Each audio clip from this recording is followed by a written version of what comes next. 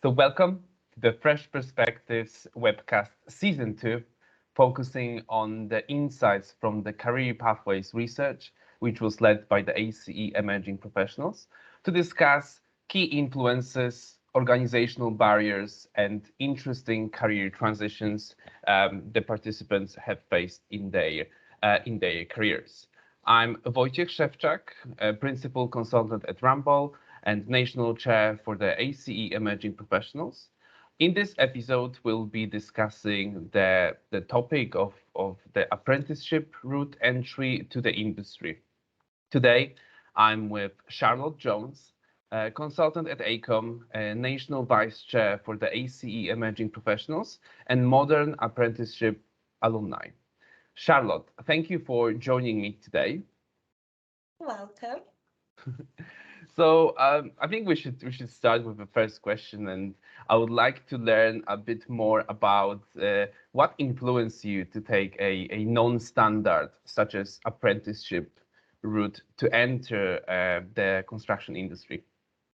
So when I was at school, I did quite well in my GCSEs, and then I moved on to A level and really struggled.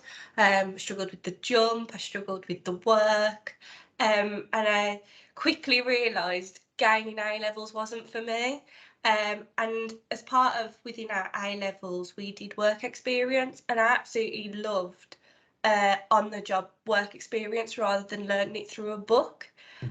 So I kind of as I didn't meet the uni requirements, I kind of just got pushed into looking at apprenticeships, and that's how it all kind of started, really. Okay, and I can say that you are quite successful because you work for a big corporation, and then you are already at the consultant level. So this route definitely worked for you. Um, In terms of next question, I would like to hear more about what were the biggest challenges or organizational barriers you faced while being an apprentice, and how did you overcome these challenges? So the first one is always balancing your day-to-day job with college or uni, because obviously you have college and uni 1 day a week, but you've still got a full 5 day a week job. The one thing that definitely helped that is being levy funded, which is relatively new. So the government fund you to go, so you actually get 20% on the job training, which actually works out to 1 day a week. So you've always got that security that, well, I have to do my 20%. So that really helped take some stress off. Another one was failing. So actually at uni, I failed one of my modules. And because obviously I failed A levels, it was like massive to me that I'd done it again. But in reality, it was just one thing that I failed, and it made you realise, okay, I can do it this time round, and maybe just ask for a bit more help from other teams within the company. I think another one as well is it takes a while to get through the apprenticeship route, especially if you start at college and have to work your way up to uni. And you'll find that grads will come into your company with less experience but might be on more money than you. And sometimes that is disheartening. But at the same time, it's your route that you've chosen, and at the end of the day, you're going to be so well off after it. So you're not going to have the debts, you're not going to have uni debts, but you've got all this experience and a degree. And I think the final one for me was job titles. So I have, 5 years experience within the industry, but I'm still a technician or a trainee. So when I'm giving out information to other, companies or clients, maybe they see my job title and it's not always taken as seriously. But again, it's just one hurdle that you need to get over, because you know yourself, you know everything, and eventually that job title will come that is more than deserved.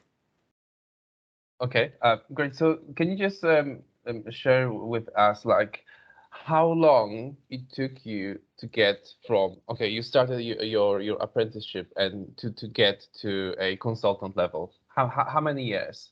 8, well, 7, Eight. 7 Seven. years. Mhm. It's at my 8th year this year. So yeah, so 6 to 7 years, yeah, because I started as a BTEC at college, and then I did a HNC, and then I did a degree. So Okay. in those 6 to 7 years, I've got 3 qualifications on top of professional qualifications. So I've obviously got my Eng Tech with the ICE, and now I'm working to my iEng with the ICE, which obviously incorporated engineer. So it seems like forever.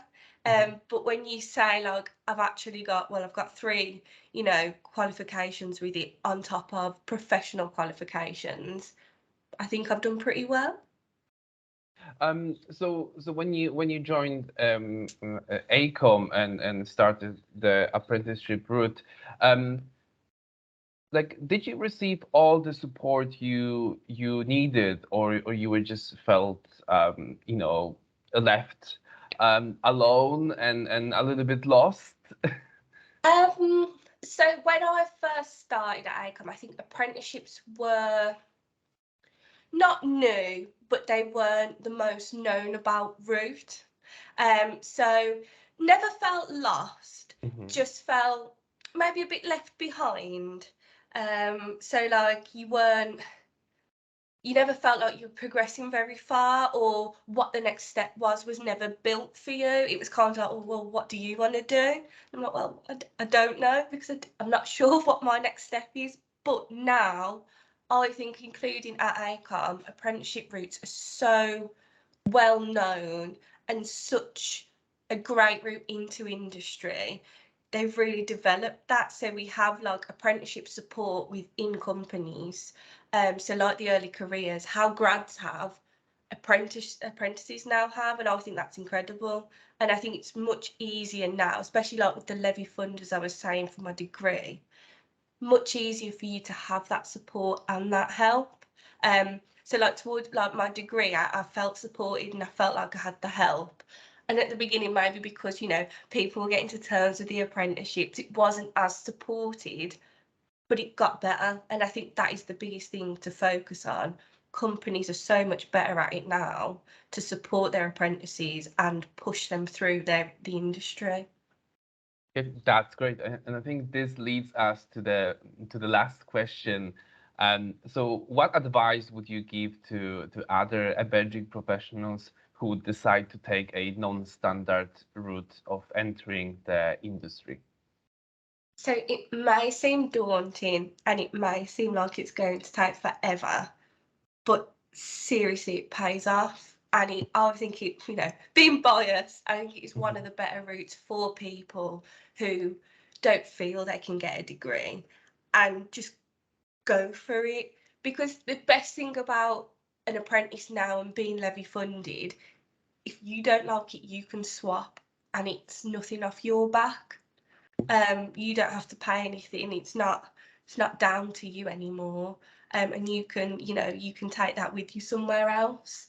So yeah, just try it.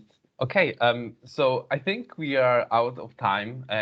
Charlotte, thank you so much for sharing your insights. I hope that so many people that will benefit from your knowledge and experience you went through. To the audience, many thanks for listening. I hope you found our conversation insightful and interesting. Thank you.